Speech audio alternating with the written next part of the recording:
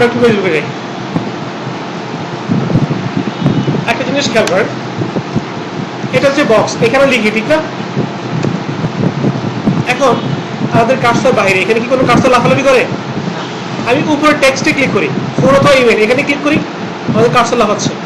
পাসওয়ার্ডে click করি, ওইখানে cursor লাফাচ্ছে। হ্যাঁ, এখন আমরা আমাদের এখানে আসি। সাপোজ আমি সার্চে ক্লিক করি, কার্সর লাফায়?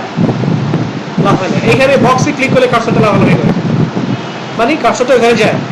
তো এখানে ক্লিক করলে যাচ্ছে না, তাহলে ফেসবুকে কেন যাচ্ছে? তারা এই দুইটার মধ্যে একটা সম্পর্ক করে দিচ্ছে, রাইট? ওকে, তাহলে আমরা সার্চ খুঁজে বের করি কীভাবে সম্পর্ক করতে হয়। এই লেভেলের মধ্যে একটা ফর আছে না, অ্যাট্রিবিউট ফর, এই ফরের মধ্যে কিছু একটা লেখা, সাপোজ লিখলাম হ্যালো, লিখলাম হ্যালো। ঠিক একই জিনিস এখানে আইডিতে লিখবেন। কোথায় লিখবেন? আইডিতে। সেম হইতে হবে, সেম না হলে সম্পর্কটা হবে না। বুঝা গেছে? এখন এই যে সার্চে ক্লিক করতেছি, লেখায় ওখানে কার্সর চলে যাচ্ছে। ক্লিয়ার? ওকে ওকে, এটা হচ্ছে খেয়াল করেন, আমরা এই বক্সে যখন ক্লিক করি তখন কিন্তু কার্সরটা লাফাচ্ছে। আপনি যখন এই পাসওয়ার্ড লেখার উপরে ক্লিক করবেন, পাসওয়ার্ডের উপরে, বক্সে না, তখন কার্সরটা লাফাবে। তো আমাদের, আমরা সার্চে ক্লিক করলে এতক্ষণ লাফাচ্ছিল না। হ্যাঁ, পরে যখনই এখানে ফরের মধ্যে যে ভ্যালু, এখানে আইডির মধ্যে সেম ভ্যালু দিলাম, তখন আপনার এই লেখার উপর ক্লিক করে বক্সের উপর কার্সরটা চলে আসবে। এটাই হচ্ছে ব্যাপার। হ্যাঁ হ্যাঁ, সেম সেম, সব সেম। রেডি বাটনটা কার্সর লাফায় না, ওইখানে একটা একটা সিলেক্ট করতে হয়। তেমন বেনিফিট না, তবে আপনি যদি কখনো লেখায় ক্লিক করেন, আপনার এটা যদি সিলেক্ট হয়ে যায়, ওই ব্যাপার আর কি। আচ্ছা, টেক্সট হলো, বাটন হলো, সিলেক্ট অপশন হচ্ছে। এবার দেখবো হচ্ছে ইমেজ, খুবই ইম্পর্টেন্ট। ইমেজটা একটা খুব ইম্পর্টেন্ট, কারণ আপনার সব ওয়েবসাইটে কম বেশি ইমেজ থাকে নাকি? ইমেজ নাই এরকম ওয়েবসাইট নাই বললে চলে। ফেসবুকে গেলে তো সবই ইমেজ নাকি? সব ডিলিট করছি ফর্ম।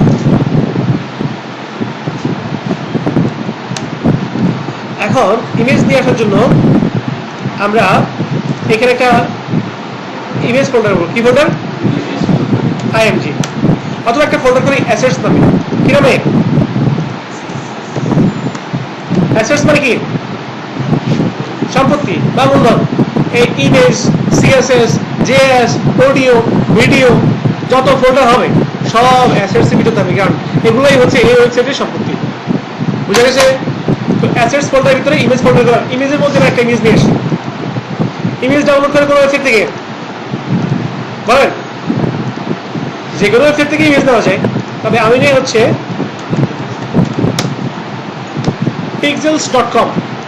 pixels.com, এখানে আপনি প্রফেশনাল ইমেজগুলো ফ্রিতে পাবেন প্রচুর। যেমন শাটার স্টক থেকে কিন্তু ইমেজ কিনতে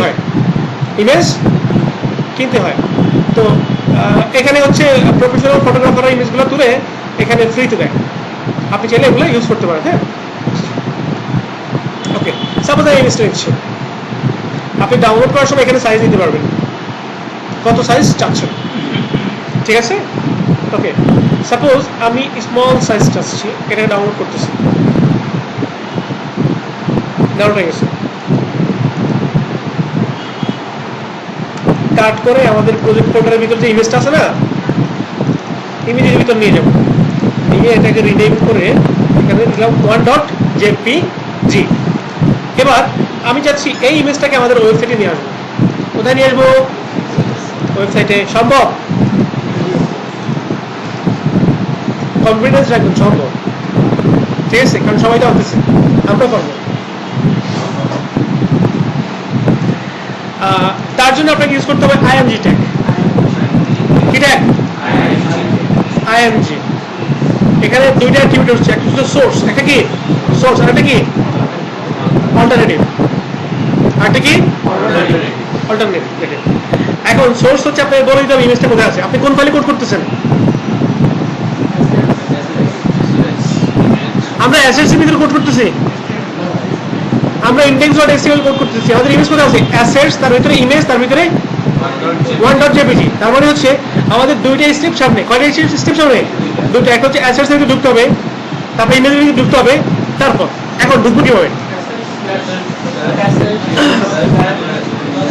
কোন ফোল্ডারে ঢুকার ওয়ে হচ্ছে ফোল্ডারের নাম তারপর স্ল্যাশ, ফোল্ডার ঢুকে গেছে, ফোল্ডার নাম তারপর স্ল্যাশ। প্রথমে আমরা এই এখান থেকে অ্যাসেটস ঢুকবো, অ্যাসেটস তারপর স্ল্যাশ। এরপর কোথায় ঢুকবো? ইমেজ তারপর স্ল্যাশ, ঢুকে গেছে। ওকে, 1.jpg। হ্যাঁ, আমার এখানে কিন্তু নাম সাজেস্ট করতেছে, কি সাজেস্ট করতেছে?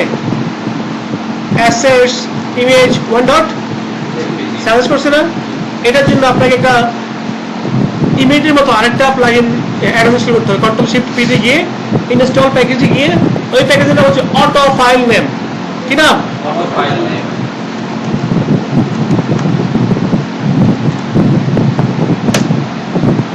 এই দেখেন অটো ফাইল নেম, দেখেন আপনি কন্ট্রোল শিফট এখানে এসে কন্ট্রোল শিফট পি তে গিয়ে ইনস্টল প্যাকেজ লোডিং হচ্ছে। নেট কানেকশন লাগবে, ব্রডব্যান্ড নাই কার কার? ব্রডব্যান্ড নাই? হ্যাঁ, এই যুগে তো ব্রডব্যান্ড থাকা উচিত। আপনাদের এলাকায় কি ব্রডব্যান্ড নাই নাকি? আপনারা যদি প্রফেশনালি কাজ করতে চান ব্রডব্যান্ড ছাড়া, অবভিয়াসলি একটা মডেম কিনবেন, কারণ মডেম ছাড়া মোবাইল নেটে ভালো স্পিড পাওয়া যায় না, হটস্পট দিয়ে আপনি কাজ করতে পারবেন না। একটা মডেম কিনবেন, আর যেগুলোতে পুরো মান্থলি ওয়াইজ প্ল্যান আছে, যেমন ধর স্কিটো, ওদের মেবি ইন্টারনেটটা ভালো দেয় ওরা, যদি মান্থলি প্ল্যান থাকে তাহলে সবচেয়ে ভালো, এরকম প্ল্যান ইউজ করবেন। আদারওয়াইজ ব্রডব্যান্ড হলে সবচেয়ে বেটার হয়। তো এখানে লিখবেন হচ্ছে অটো ফাইল নেম। এখন আসবে না কারণ এটা অলরেডি ইনস্টল করা আছে, ঠিক আছে? ওকে, এখন আমরা শিখলাম এই যে একটা ফোল্ডার থেকে আরেকটা ফোল্ডারে স্ল্যাশ দিয়ে দিয়ে যাচ্ছে, এটা কি বলা হয়? File directory. ফাইল ডিরেক্টরি বা ফাইলের পাথ, ফাইল পাথ অথবা ফাইল ডিরেক্টরি। এটা ভুল হয়ে জীবনেও পাবে না, ঠিক আছে?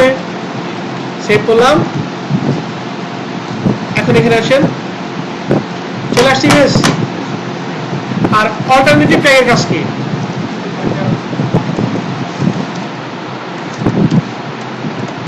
ইমেজ মনে করেন এখানে কোনো কারণে ভুল হয়েছে, সেক্ষেত্রে ফাইলটা পাচ্ছে না, তাহলে কি লাগা আসতেছে?